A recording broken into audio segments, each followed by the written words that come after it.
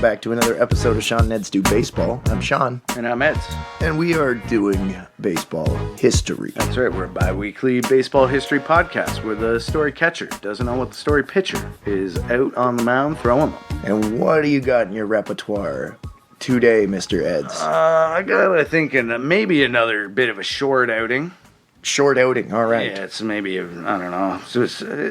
It's a fastball. We'll call it a fastball. Sure. Anyway, there's not really too much inconsequential happening here. No. Today, but anyway, you got a good story. It's going to be a quick outing though. Mm-hmm. I got a good story, of course. All right. Well, looking forward to it. Where can people find us, Edsy? People can find us on Twitter at Doing Baseball and on Instagram and TikTok at Doing.Baseball. And I'm on Twitter, x.com at Eds Do Baseball. And I'm at Sean Do Baseball.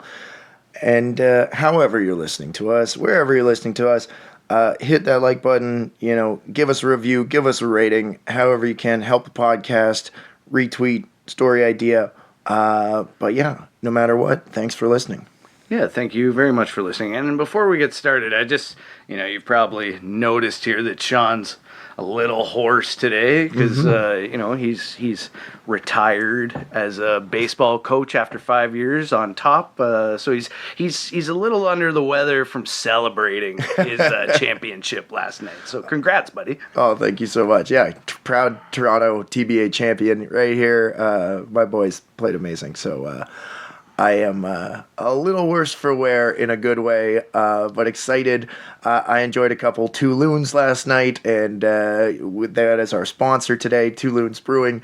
Check them out at toulonsbrewing.com. Check them out at beer festivals across Ontario this summer, and just look for Toulons beer, their IPA, and their lager at your local establishment or your local LCBO. And of course, be of legal drinking age, and please enjoy responsibly.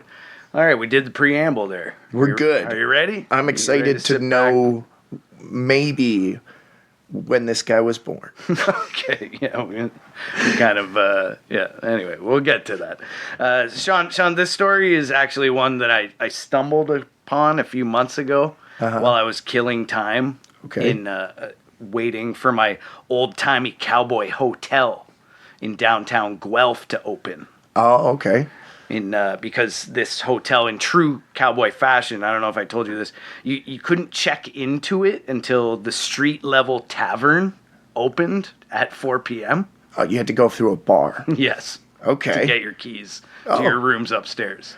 That's wild. Yeah, it was very Western. What happens if you're staying there multiple days? Well, you get the key at the first day, but I'm just saying, you had to wait. You had to actually check in a tavern, which was a new experience for me. Very 1890s of you. Yeah.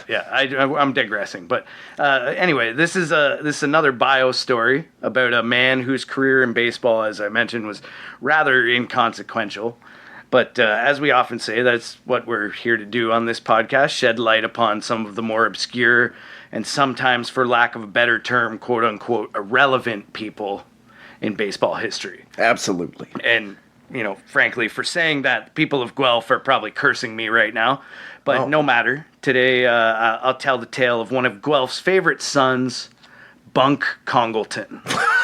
Fuck.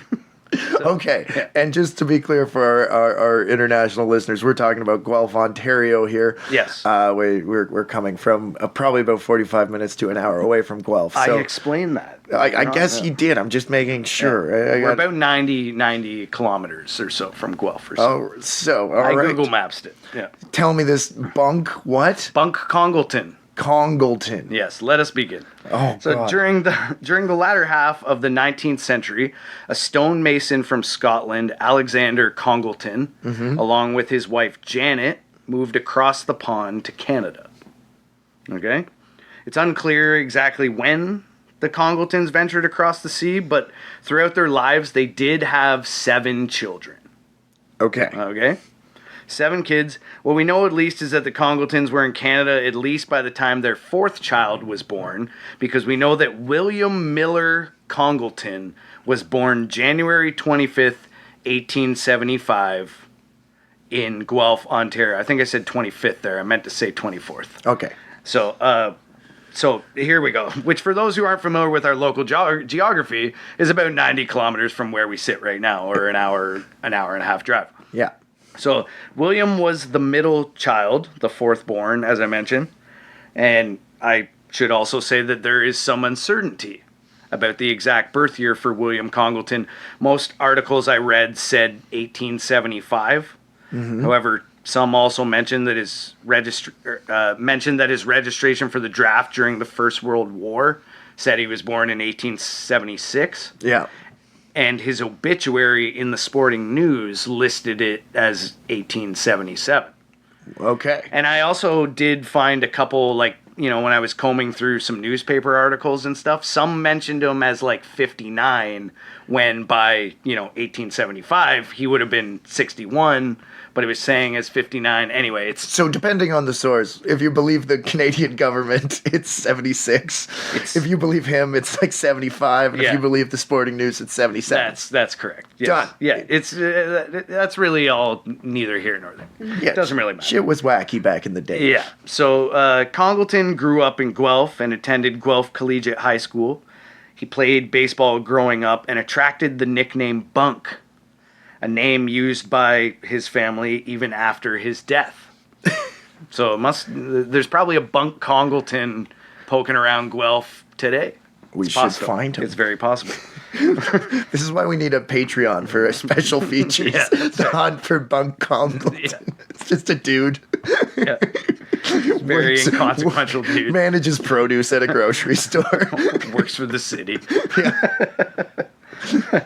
I wasn't able to gather the true reason for his nickname, but what I did find out is that at this time there was slang that one who was often truant was known to be bunking off. Or would bunk off from school or I figured it was whatever. A cool phrase for somebody. Yeah, he seems like kind of a free-spirited young man. Yeah. He's classic Bunk. Yeah, classic Bunk.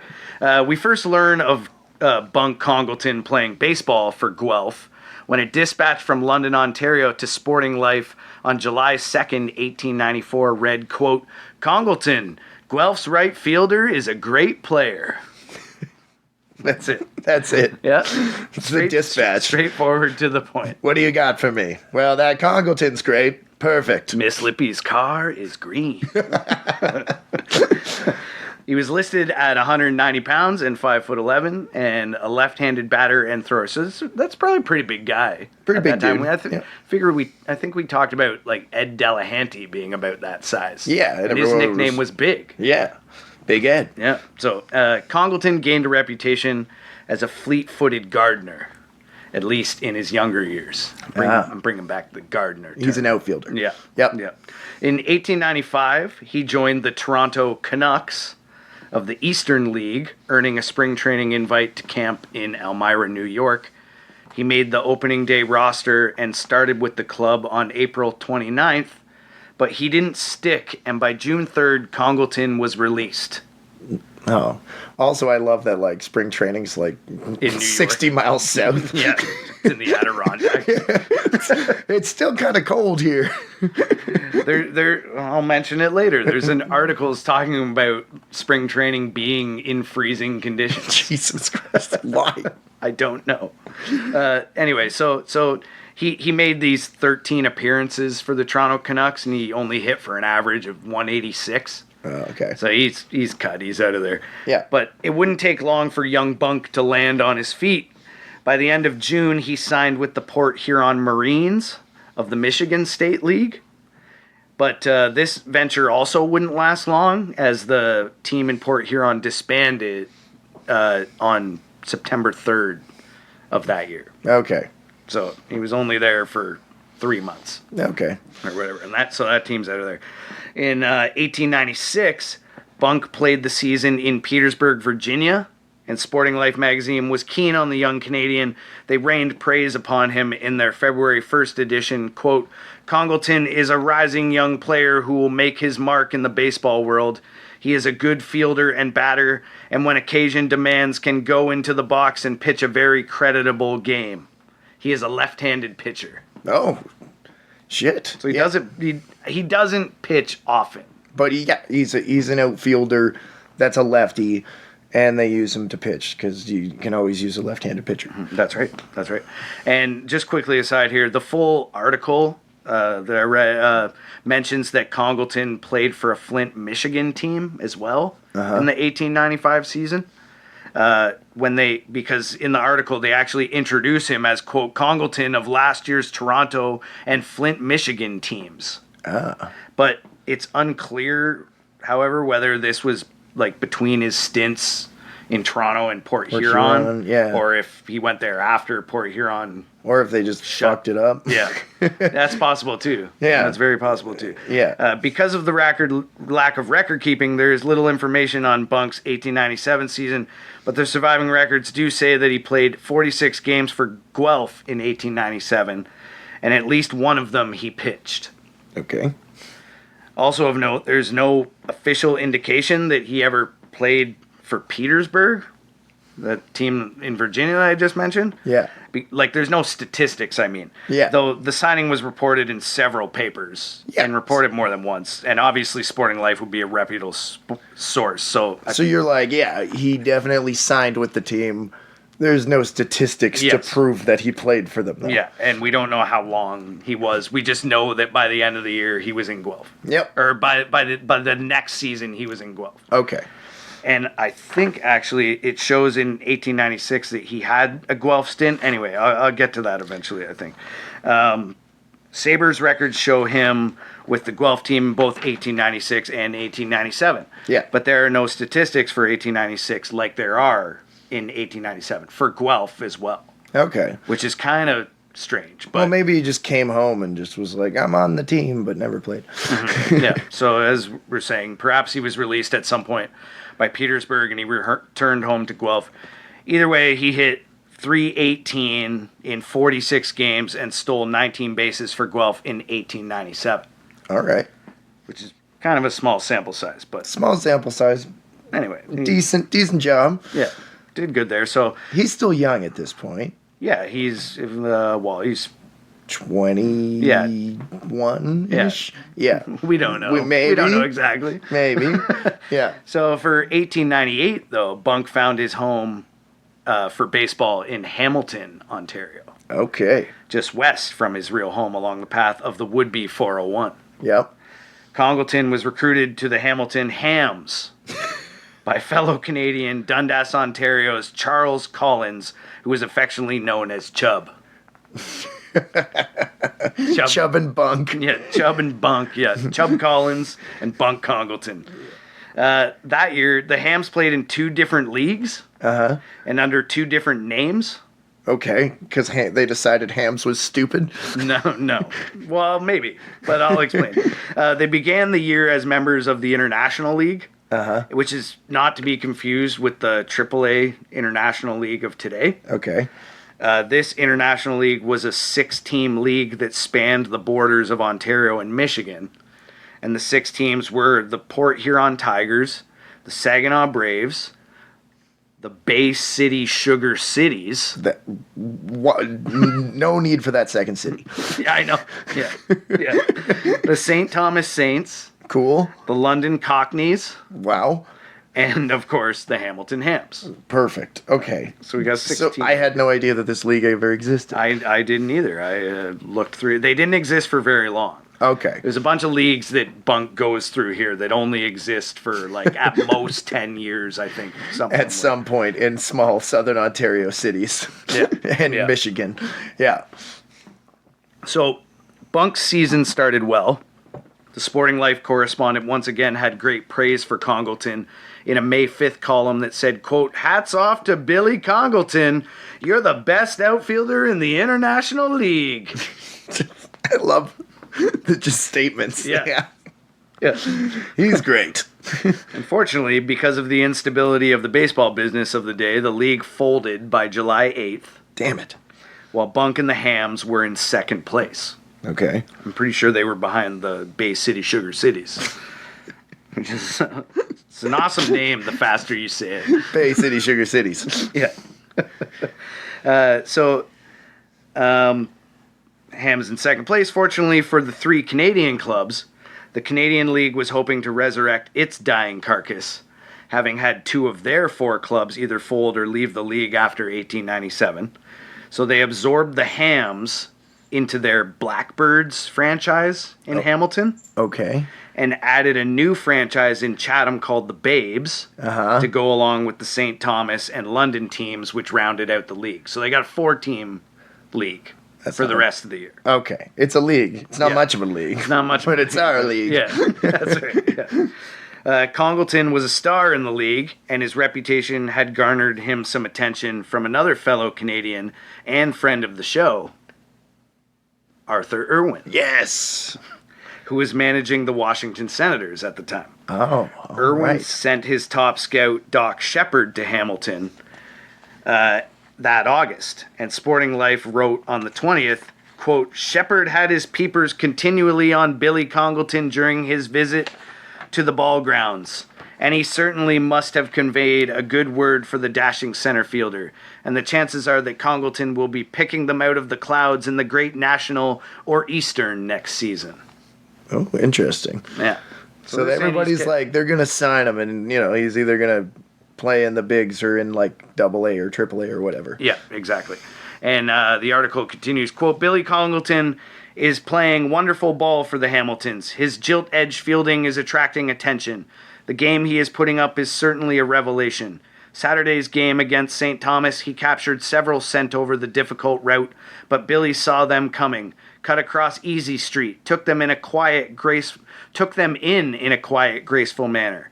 And with that sang-froid that characterizes the movement of a weary wayfarer who is holding sweet commune with a well-filled growler under a spreading elm. Jesus Christ, that was a poem. Yeah, so we went from like just short, quick statements to like the most eloquent poetic language I love you could write about a player playing outfield. I love that the average sports writer back in the 1890s assumed people would understand what the fuck they're saying. No, they're probably a better writer than like 90% of the novelists nowadays. Yeah, just some like shitty sporting news correspondent. Yeah, in can write Guelph. the great American novel today. No, they would be like, they would just be seen as like magic with a pen. Yeah. Bunk's Blackbirds paced the league, and they topped the Canadian League standings at the end of the season, topping the St. Thomas Saints by half a game. Half a game. Yeah. I know. Because, you're going to get to it. All right. Well, I'm not really going to get to it because I don't really know what happened. Okay. But the standings were Hamilton 35-22. Okay. And St. Thomas was 35-23. Oh, so for some reason, one of Hamilton's games got canceled, and shouldn't they force Hamilton to play that game? You would think so, but maybe they already own the tiebreaker anyways. Perhaps, I guess. Anyways, we're making. We got to call someone and figure this out. We call the Canadian. They're all dead. Yeah, they're all dead, man. Late in the season, on September 10th, Sporting Life once again touted the skills of the Hamilton star fielder. For most who had seen him, it was only a matter of time before Bunk would break the major leagues. It may also explain Bunk's timeline in 1896 a little bit. Quote, William Congalton's equal has not been seen in Hamilton since the days of Brodie. I don't know what that means, but anyway. Classic Brodie days, yeah, man. Brodie. Must have been a good player or something. Anyway, is touted by the writer as one who would fit in nicely for any club in the strong Western and Eastern leagues, and in fact the National. He was born in Guelph, Canada, January 24th, 1876, and consequently in his 23rd year. His first professional engagement was with the Toronto Eastern League team under Charlie Maddock. He was nervous and inexperienced, and as one would naturally surmise in such fast company the first year, and was released. During the season of 96, he was with the champion Guelphs of the Canadian League, batting at .215 in 46 games and fielding at 897. He was re-engaged by the champions and acquitted himself in quote, a most creditable manner, and closed the season with the magnificent averages of 318 and 971. That gilt-edged work led to engagement with the Hamiltons, and his phenomenal playing has attracted several managers' attention. His batting in 60 games, 30 in each organization, international and Canadian leagues, are 328 and 333 respectively, which speaks for itself. He will pass the cold winter evenings at his cozy home, cornered at Clinton and Gladwin Streets in Guelph, Canada, where he can be addressed. So he's consistent. He's done it. He's hitting around 330 everywhere he goes, right? Like, yeah. He's consistently a good player. I didn't really need to put that at the end, but I just thought it was funny that they mentioned his address. Where you can find him here. This guy. Yeah, baseball teams. But also, like, it doesn't fully explain his timeline in '96. There, it kind of mentioned it, but it mentioned how he came to Guelph for the 46 games, and he has a different average from the 46 games that he played in 1897. Yeah. So, that's... he had like 213 or somewhere, 215 or whatever. 215, yeah. Yeah, so that was interesting. But they brought him back for 97. Yeah, I wonder if he just played a couple games for them. Like, yeah. It had to be. Anyways. That's what I'm thinking. Anyway, Bunk began the 1899 season again in Hamilton, but mid-season he was acquired by Milwaukee of the Western League and played for the team from July 29th to the end of the season under the leadership of Connie Mack. Oh, what? Yeah, so I guess Connie Mack was reading the Sporting Life and was like, I got to get my hands on Bunk Congalton. Where's Guelph, Ontario? Yeah. Congalton's combined average for the season was 345. During the 1900 season, Bunk was dealt to the Wheeling Stogies of the Interstate League, and he hit 293, including 6 home runs in 131 games. Yeah, the Wheeling Stogies. That is... Wheeling, West Virginia, I'm pretty sure. Wheeling, West Virginia. The Stogies. Yeah. I guess that's tobacco country. Jesus Christ, Yeah. That's amazing. Yeah. That is amazing. Yeah, I don't think you could call your team that now. And I think it sounds like he had a better year than he'd ever had in like a much longer season. Well, 293, so his like average is like dipped a little bit, but he played 131 games. Yes, he's had, a full sample size there. Yeah. Which is probably would have happened in all those other places. Yeah. Yeah. In 1901, he split time between the Marion Glassblowers in the Western Association. Motherfucker. He's got like the best list of team names, I think, of any player. And his name is just it's fitting. It's fitting. So he's Marion Glassblowers in the Western Association and the Minneapolis Millers of the Western League. Okay. For whom he hit 311. In 1902, he finally got his chance to play in the majors. Fuck yeah. Because manager Hugh Duffy felt he was too good to play for Milwaukee in the Western League again. Yeah. You're like, you're too good, buddy. You're too good. Yeah. Just go play for the majors. Yeah. Go sign. Which team? Yeah. I don't know. Just get out of here. Just get out of here. Bunk off. Bunk. You see what I did? Yeah. That's his name. Yeah. So Congalton signed with the National League's Chicago Orphans in January 1902. Beautiful. Yeah. He was hampered by a sore foot that persisted almost to opening day, but was 1 for 2 in his first game and went on to hit safely 15 times in his first 10 games. Wow. The Orphans, I think this is the second time the Chicago Orphans have come up on this podcast. I can't remember which one the first time I know, it me was, neither. but I know they've come up, though. We're 100 and something in. Yeah, we're allowed to forget. Yeah. On May 22nd, he hit a walk-off single in the bottom of the ninth versus the Phillies, and so Bunk was quickly becoming a fan favorite. Perfect. With the Orphans. Yeah. But Bunk suffered a dramatic slump, and he was released on June 26th. Damn. I know. Sporting Life had a change of heart towards the player they once championed and wrote on July 5th, quote, Congalton was the saddest of the season's disappointments. He started at the bat like a fiend, and he was hitting over 400 for a long time. Then he slumped completely, and during the past 3 weeks, his average must have been about 100.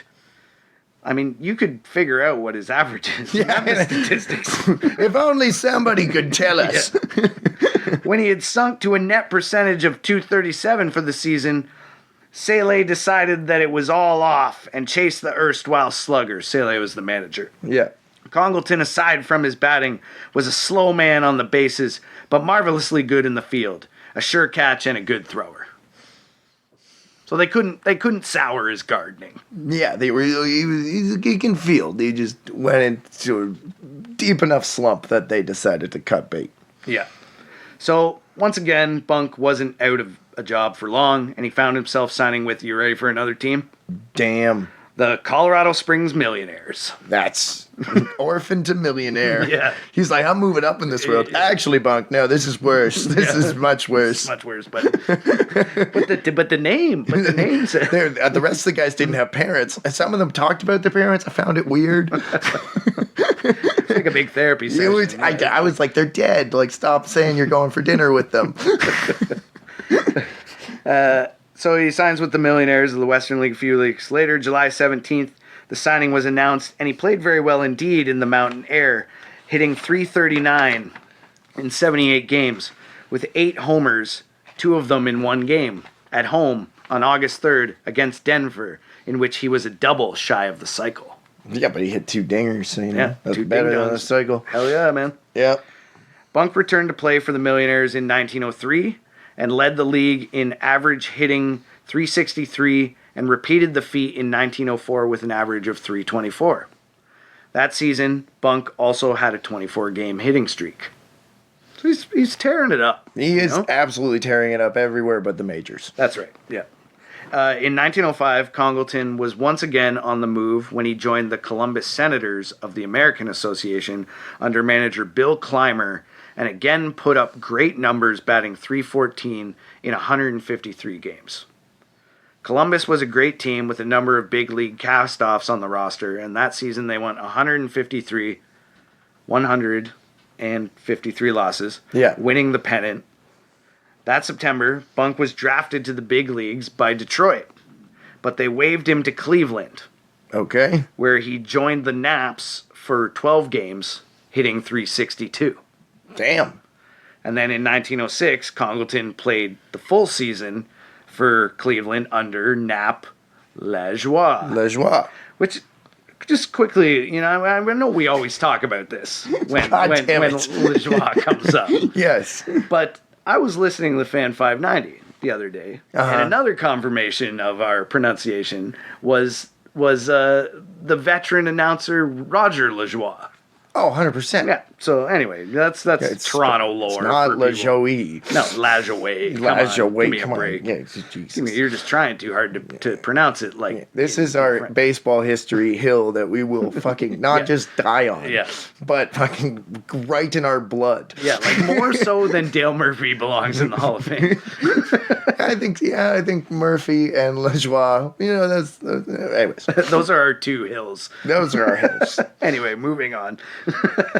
So he's under Nap Lajoie and appeared in 117 games, batting .320 with 50 RBI. After the season, both Bunk and teammate Rudy Hulswit were arrested in late November. What? When the Columbus police raided a poker game at the Manhattan Club. Okay. Most newspaper coverage was pretty vague, saying simply, quote, ball players chased after the dollar in the winter time as well as the summer. Bunk Congalton and Rudy Hulswit were pinched in a poker game in Columbus the other day. Damn. That's all it said. Just can't gamble. Just like 2 sentences. You can't gamble in Ohio? I guess not. I guess. Not. The Sporting News, as usual, provided some more colorful coverage a week later in their December 1st edition. Quote, when arrested, the men objected to riding in the patrol wagon, but they were ordered to get in just the same and thus made the trip to the city prison. Hulswit wanted to fight, but the policemen would not accommodate him. Get me, I'll fuck you. Yeah, I'll fuck you up, man. No. Get in the patio. Yeah. I have a nightclub and a gun. All right. Fair enough. And apparently umpire William Beerhalter was arrested at the same time. Okay. And he pleaded guilty and was fined $50 plus costs. Congalton and Hulswit were bailed out, but then failed to appear in court. Uh-oh. And were ordered rearrested. Yes. Which they probably were, but I was not able to find in any newspapers or anything how the charge of gambling that was laid against them was resolved. Well, I'm assuming they got a $50 fine. Like the umpire. Based on what the other guy said, I'm assuming that's what happened. Maybe a night in jail for missing their court date. I don't know. And apparently, later on, I don't think I mentioned it in here, but later on, like 10 years later, Beerhalter and Congalton, I think, had like a horse farm or something together. Had some kind of business venture together, but like it dissolved after like a very, very short time. Remember that poker night when I was all drunk and telling you that I wanted to make a horse farm? Then we got arrested. You made a lot of money as a baseball player. We could buy some horses, man. Anyway, moving on here. I was winning that game, you son of a bitch. Yeah. Invest in my horse farm. Paint my chicken coop. Congalton followed up his 1906 season with Cleveland, starting the 07 season for Lajoie. But after appearing in just 9 games, he was sold outright on May 17th to the Boston Americans. Okay. The Naps were actually trying to send Congalton back down to Columbus to make room for Big Ed Delahanty. But Boston kept like not allowing him to clear waivers. And kept making a claim to him. Oh, so they kept being like, yeah, all right, fine. Yeah. So they traded him, or he just ended up. They finally agreed to a deal which allowed Boston to buy the contract. Okay. So they're like, all right, give us some money, you can have him. Yeah. We'll send him your way. By the time he arrived, the team was already on its 4th manager of the season. Sounds great.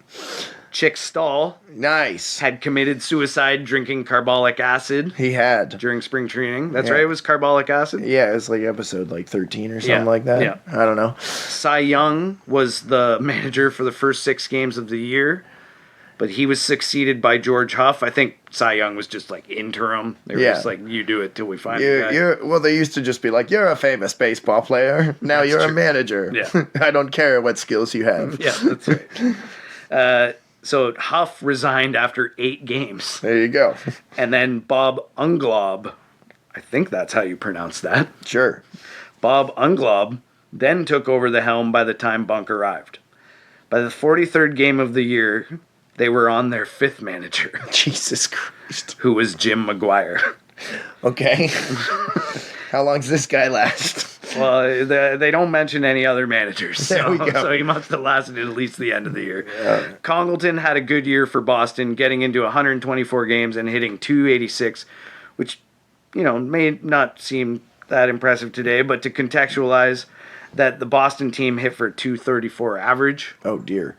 And Congalton led the team among all batters who appeared in 50 or more games. Yeah. I should kind of correct what I said there. I think it sounds like I'm saying that .286 by today's standards is not good. But it is. But like I'm saying at the today time, when you look back on this time, .286 would not be like would not sound very good. Would be like pretty average. Yeah. Anyway, whatever. Yes. The American League as a whole batted .239. Damn. So the league sucked that year. Well, I mean, this is the dead ball era, right? Like True. There is, oppressive, pitching and, just equipment for baseball until Babe Ruth comes along. But either way. Anyway, after the season was over, the Boston Americans played a city series set of games against the Boston's National League team. Yep. Who were then known as the Doves. Yes. Congalton played in the games in which the Americans trounced the Nationals, winning 6 games and tying the 7th. But these would be Bunk's final games in the major leagues. Oh. The December 23rd Boston Globe told the story that McGuire wanted to shake things up in the outfield. He wanted, quote, Barrett, the old-timer Kravitz, the hard-hitting Californian Thoney, the brilliant player from the Toronto club, and McHale of the Pacific Coast. Jimmy Barrett played in only 3 games. Oh. Gavin Gavy Kravith hit 256 in 94 games. Jack Thoney hit 255 in 109 games. And Jim McHale played in only 21 contests. So McGuire's plan there goes... He's like, I'm going to get awry. these 3 guys to do the outfield. And they're like... Yeah, and only one guy lasted, like, close to 100 games. So or one guy did go over 100 games, but all the rest of them were pretty well duds. But Bunk got cut. Bunk got cut, and all these guys had significantly less production as him. Anyway, yeah. I'm wondering if he was maybe hard to handle. A little bit. Well, he was Bunk. He was Bunk. Classic Bunk. Yeah, classic Bunk. So the day after Christmas, Boston released Congalton to Columbus. The Boston Globe bid him farewell, saying, quote, Bunk Congalton was a good-natured fellow, and he always did his best. There you go. Bunk tried his best. Yeah, that's all you can ask of old Bunk. So old Bunk Congalton is on his way back to the Ohio capital, which was a welcome change. After all, Bunk and the Senators were tops in the league that year that Congalton spent there. Mm-hmm. The next 4 seasons in Columbus, from 1908 to 1911, he averaged 308, 274, 291, and 315 respectively. So he's still doing pretty good. He had that one down there, but he began the season of 1912 in Columbus, but the Senators did what everybody seemed to do with Bunk every year. They placed him on waivers to see what interest there was in the veteran gardener. Mm-hmm. And in late July, the Mud Hens of Toledo made a claim to Congalton and presented some terms to which the Senators agreed, and Bunk had a down season for them, batting just .280. Oh, okay. Still better than league average in most leagues? Yes. But down for Bunk. Yes. But in February, before the start of the 1913 season, Omaha purchased Congalton's contract. Mm-hmm. And if I could just read you a poem here, Sean. Okay. From the Omaha Daily News. Oh. April 16th, 1913. Which, just give me a second here. It says... I'm pulling up this poem. It says, Now Billy Rourke of Omaha, by all the gods he swore, that the good fans of Omaha should have baseball once more. By all the gods he swore it, and named the opening day, and from the east and from the west he summoned his array. From off the farm of Arkansas he took young Norman Coyle. From Liberty, Missouri came Thomason to toil. From sunny Sacramento he summoned Peters hence, and grabbed old Bunk Congalton to slam him o'er the fence. That's fucking... Once again, some fucking shit-ass Midwestern news writer is like, wow, fucking Pulitzer Prize-winning writer nowadays. Imagine a sports writer like going to like ESPN.com being like, I wrote a poem about Julio Rodriguez. Yeah, coming to the league. And apparently it says here at the bottom, continued tomorrow. Oh, fuck yeah. So the refrain was going to continue with more players. I just realized that O'Rourke picked up. I just realized it's not that I dislike poetry. It's just I don't read the right poetry. That's right. Yeah. You need to read some baseball poetry, bud. Can we write a Sean and Ed's Do Baseball poetry book? I would love to. We'll talk about that after. All right. So Omaha purchased Congalton's contract from Toledo for the waiver price, and Bunk was bounced once again. This time, a notch down to single A and back to the Western League. But Congalton took advantage and thrashed the lesser competition. He played in exactly 300 games for Omaha in 1913 and 1914, hitting .350 and .335 respectively. But all that moving around over the years were enough for Bunk Congalton. And 1914 was his final season in professional baseball. No. So he finishes up in Nebraska. Mm-hmm. So that's it for his baseball career. And Congalton moved his family to Cleveland and took up work as a salesman for an insurance company at first. Okay. He lived out his days there with his wife Harriet, who was also from Canada. Okay. I couldn't find when he married her, but apparently he had a wife named Harriet from Canada. Who was also from Canada. Bunk eventually took a job in the city's utilities department, and he was employed there until his untimely death at the age of 62, or 59. It's one of those. In 1937. Okay. On August 15th, he went to watch the Indians take on the visiting Chicago White Sox in a doubleheader at Cleveland Stadium. Okay. Bob Feller was set to face Chicago's Ted Lyons in the first game's pitching matchup. Feller held the White Sox to 3 runs, good enough to stay tied with Cleveland through 8 innings, but Chicago got to Feller's reliever Joe Heving in the 9th, and the Sox bested the Clevelanders 5-3. Sometime during Feller's 8 innings, Congalton suffered a heart attack and was rushed to a local hospital where he died 4 days later on the 19th. The Brooklyn Daily Eagle picked up the wire. Quote, "Death yesterday claimed William Bunk Congalton, 59, outfielder, for one of Cleveland's early big league clubs. Congalton, who played outfield for the Naps in 1906 and 1907, died at his home here following a heart attack last Sunday while watching the Cleveland Indians play." That's wild. So, I mean, they may have moved him home and he died there. But I thought you were going to tell me he died at the stadium. No. But he suffered a heart attack at the stadium. Suffered a heart attack at the stadium. If you're a first responder, and you die at home, like after a certain amount of time within a call, that's considered passing away on the job. I guess it is. I'm telling you. So we could make this a stretch. We could stretch that. We'd say he died at the stadium. At the stadium. Yeah, sure, sure. Not really. No.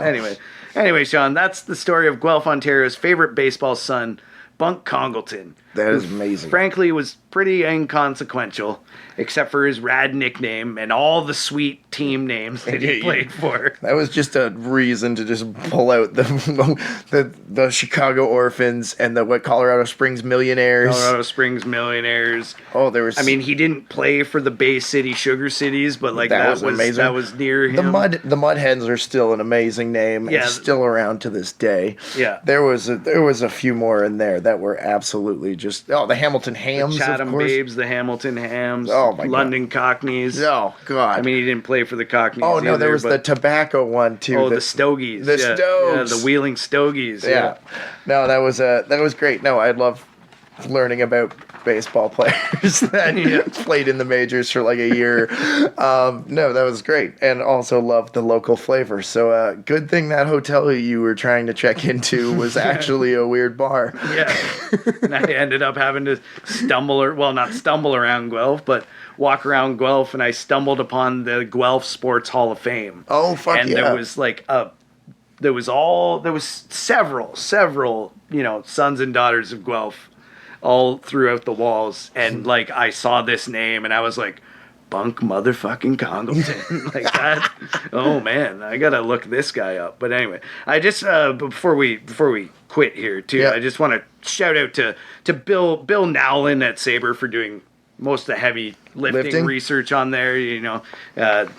As we often talk about, they do a great job of anchoring a lot of some of the bio stories we do, pointing you in the direction of what newspapers you need to go read and stuff. But anyway, shout out to Bill. Thanks, Bill, for doing that. Anyway. Yeah, well, thanks for the story as well, Edsy. And until next time, you can follow us on Twitter at Doing Baseball, on Instagram at Doing.Baseball. I'm at Sean Do Baseball on Twitter. And I'm at Eds Do Baseball. And however you're listening to us, wherever you're listening to us, thanks so much. Give us a like, give us a rating, give us a review, and until next time, responsibly enjoy a two loons. Yeah. Before next time, but until next time, I'm Sean. And I'm Eds. And we were doing the baseball. Okay, bye.